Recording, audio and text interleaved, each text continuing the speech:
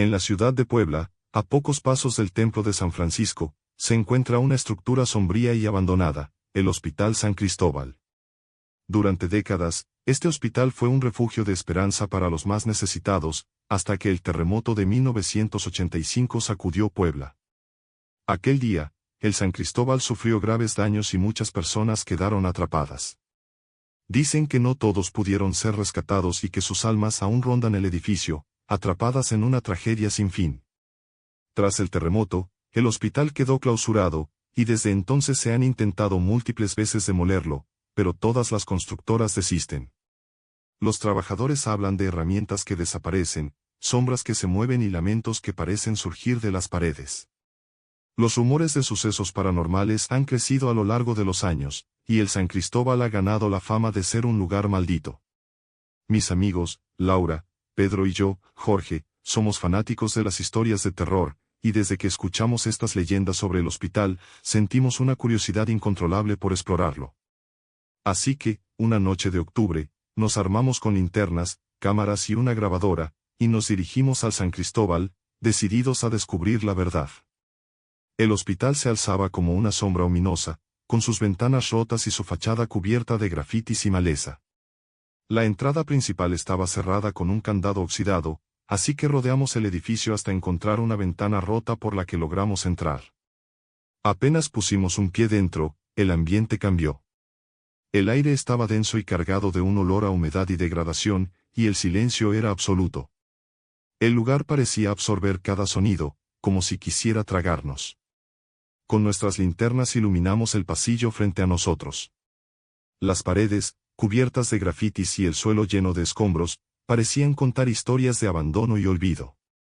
Laura, quien siempre intentaba bromear para aliviar la tensión, estaba pálida y callada. Pedro, que solía ser el más valiente, sujetaba su linterna con ambas manos, sus ojos recorriendo el lugar en busca de cualquier cosa que se moviera. Avanzamos por el pasillo en silencio, y pronto llegamos al área de urgencias. El lugar estaba lleno de camillas oxidadas y sillas de ruedas abandonadas. Fue entonces cuando escuchamos un sonido, un gemido suave que crecía poco a poco, transformándose en un lamento desgarrador. Nos detuvimos de inmediato, con el corazón acelerado. Tratamos de identificar de dónde provenía el sonido, pero parecía llenar todo el ambiente, envolviéndonos en una tristeza tan profunda que nos dejó paralizados. Laura, con voz temblorosa, susurró que debíamos irnos, pero Pedro y yo quisimos continuar. Habíamos venido en busca de respuestas, y aunque el miedo nos oprimía el pecho, la curiosidad era más fuerte. Seguimos el lamento hasta una sala de espera, donde parecía intensificarse, resonando en las paredes y llenando el aire con una tristeza que casi se podía tocar. Pedro alumbró cada rincón con su linterna, pero no había nada. Solo el eco de nuestras respiraciones y ese lamento que se desvanecía, como si alguien estuviera sufriendo en un rincón invisible. Laura insistió en que nos fuéramos, pero Pedro sugirió que subiéramos al segundo piso, donde estaba el ala psiquiátrica. Ese era el lugar que más nos intrigaba. Según los rumores, durante los últimos años del hospital, los doctores realizaron experimentos cuestionables con pacientes de psiquiatría, aplicándoles tratamientos de electrochoques y otras prácticas inhumanas. Cuando el terremoto golpeó, muchos de esos pacientes quedaron atrapados en sus habitaciones, y la gente dice que sus almas aún rondan el ala. Subimos las escaleras con pasos lentos y cautelosos, sintiendo como el aire se volvía más frío. Pasamos por varias habitaciones, y en algunas se pudieron ver marcas de manos en las paredes, como si alguien hubiera arañado la pintura en un intento desesperado de escapar. La atmósfera se hacía cada vez más opresiva, y sentíamos que el hospital nos envolvía con su tristeza y su oscuridad. Finalmente, llegamos a una puerta entreabierta al final del pasillo. Algo en el ambiente nos decía que no debíamos entrar, pero la curiosidad era más fuerte que nuestro miedo. Empujamos la puerta, y lo que vimos nos dejaron helados. La habitación era pequeña y oscura, con una camilla en el centro y un espejo grande en la pared. Al iluminar el espejo, notamos algo perturbador, había marcas de manos, como si alguien hubiera presionado con fuerza contra el vidrio desde el otro lado. Pedro se acercó al espejo, y en un momento, vimos el reflejo de una mujer detrás de nosotros. Nos giramos, pero no había nadie. Al volver a mirar el espejo, las marcas de manos parecían haber aumentado, como si algo del otro lado intentara alcanzarnos. Laura comenzó a temblar y murmuró que debíamos salir de allí. En ese instante, escuchamos un ruido profundo, un rugido bajo que resonaba en las paredes y llenaba la habitación de una energía pesada. De repente, la puerta detrás de nosotros se cerró de golpe. Pedro intentó abrirla, pero estaba bloqueada. El pánico se apoderó de nosotros, y el aire se volvió helado. Fue entonces cuando escuchamos una risa, suave al principio, que pronto se transformó en un grito desgarrador. Nos miramos, sabiendo que teníamos que salir de allí. Pedro tocó la puerta hasta que finalmente pasó, y salimos corriendo por el pasillo, tropezando con los escombros, sintiendo como si algo nos persiguiera. Mientras descendíamos por las escaleras, el eco de nuestros pasos retumbaba en el silencio, y la risa continuaba, envolviéndonos, como si el hospital mismo se burlara de nosotros. Corrimos hasta el primer piso, buscando la ventana por la que habíamos entrado. Al salir finalmente al aire frío de la noche, nos quedamos de pie, con la respiración entrecortada, mirando el edificio que habíamos dejado atrás. Sabíamos que habíamos visto algo más allá de nuestra comprensión y que, de alguna manera, el San Cristóbal había dejado una huella en cada uno de nosotros. Al salir de esa ventana, caímos al suelo, rodando entre maleza y escombros. La respiración nos faltaba, y el miedo nos tenía temblando, pero al menos estábamos fuera. Nos levantamos y nos miramos en silencio, intentando procesar lo que acabábamos de vivir. Pedro fue el primero en hablar: «Vámonos de aquí, ya». Asentimos, sin pensarlo dos veces, y empezamos a alejarnos. Sentíamos que el hospital nos observaba, como si cada ventana tuviera unos ojos oscuros y vacíos que seguían nuestros pasos. Caminamos hasta llegar a la calle principal, donde finalmente pudimos detenernos y recuperar el aliento. Laura se quedó mirándonos, con lágrimas en los ojos. No sé cómo explicarlo, pero siento que algo nos ha seguido. Esa risa. Es como si la escuchara dentro de mí. Pedro y yo no respondemos, la verdad era que sentíamos lo mismo.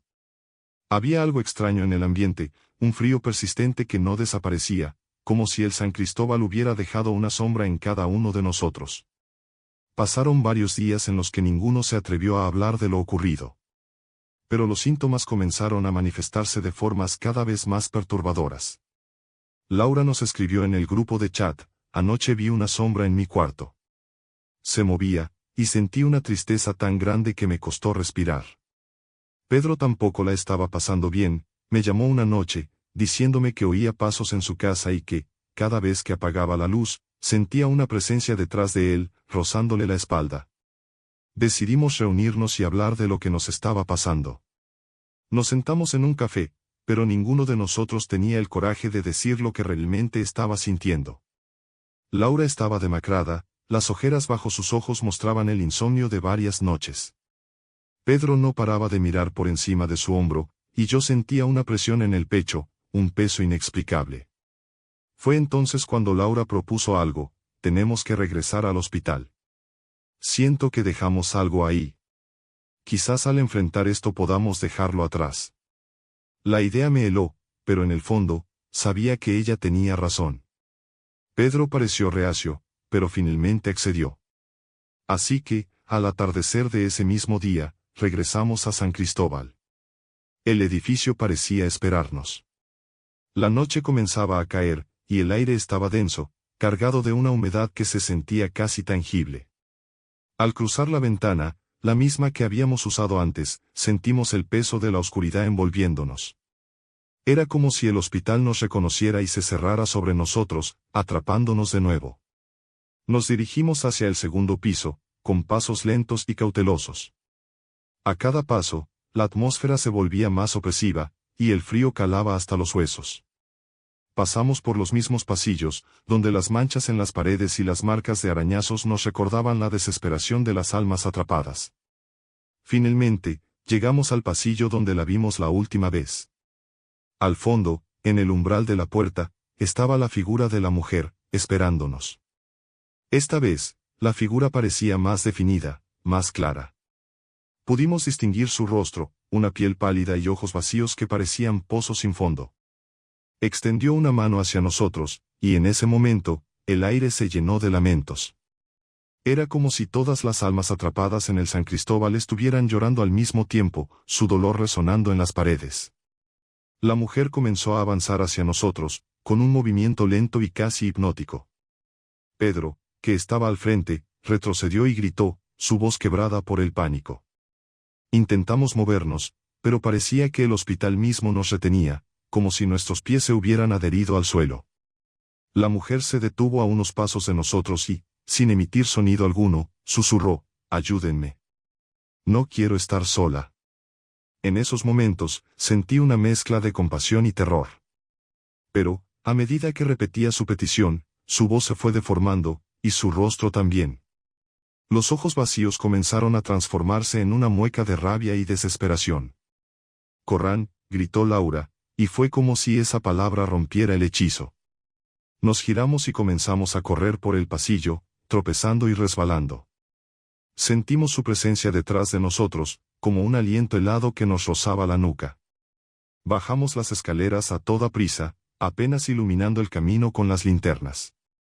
Finalmente, encontramos la ventana de la que habíamos entrado y nos lanzamos al exterior, cayendo al suelo mientras el frío nos seguía, como si una sombra invisible nos persiguiera. Nos alejamos del hospital sin mirar atrás, pero, mientras corríamos hacia la calle principal, sentí algo. Volteé, y vi la silueta de la mujer en la ventana, observándonos. Nos detuvimos, jadeantes y temblando. Nos quedamos de pie, sin decir una palabra, y luego, en silencio, cada uno se dirigió a su casa, sabiendo que esa noche había dejado una marca en nosotros, una que nunca se desvanecería. Esa noche, no pude dormir. Cerraba los ojos y veía su rostro, esos ojos vacíos y esa expresión de angustia. Laura y Pedro vivieron experiencias similares. Nos lo contamos días después, pero sabíamos que ninguno de nosotros volvería a ese lugar. Sentimos su presencia a nuestro alrededor, como si el hospital nos hubiera dejado un pedazo de su oscuridad. Ahora, cada noche, cuando apago la luz, siento una sombra detrás de mí. A veces, escucho su voz, susurrando, «No quiero estar sola».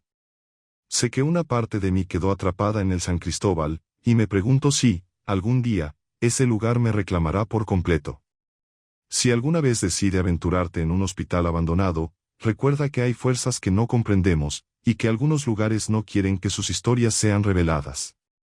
El San Cristóbal no es solo un edificio en ruinas, es un lugar donde las almas se pierden, un sitio que guarda secretos que deben permanecer en la oscuridad. No olvides suscribirte a nuestro canal, darle me gusta y activar la campanita para no perderte nuestras próximas investigaciones. Si tienes alguna experiencia paranormal o conoces un lugar misterioso, déjanos un comentario. Quizás la próxima historia que contamos sea la tuya. Hasta la próxima, y recuerda que hay sombras que nunca se desvanecen del todo.